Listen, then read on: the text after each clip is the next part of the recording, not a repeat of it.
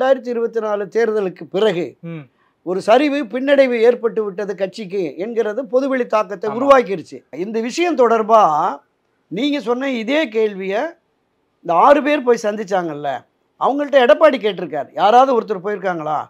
மாவட்ட நகர ஒன்றிய கிளை யாராவது போயிருக்காங்களா? அப்புறம் ஏன் அவங்கள சேர்க்கணுங்கிறீங்க, என்ன செல்வாக்கு இருக்குன்னு சொல்கிறீங்கன்னு சொன்னபோது இந்த 6 பேரில் 2 முக்கிய தலைவர்கள் சொல்லியிருக்கிறாங்க. சார் நீங்கள் சொன்னது 100% உண்மை.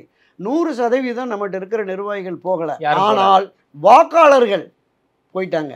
வாக்காளர்களை கொண்டு வருகிற பணியில் நம்ம நிர்வாகிகள் ஈடுபடலை, அதனால தான் இந்த தோல்வி நமக்கு வந்திருக்கு அப்படிங்கிறத சொல்லியிருக்கிறாங்க. சரியான அணுகுமுறை, சரியான திட்டமிடல் இல்லை, சரியான வியூகம் இல்லை, அதனால தான் ஒன்றுபடணும். இப்போ வெளி இடங்களில் பொதுமக்கள் மத்தியில், கட்சி தொண்டர்கள் மத்தியில் பலகீனமாக அதிமுக இருக்குங்கிற அந்த கருத்தாக்கம் வந்துருச்சு.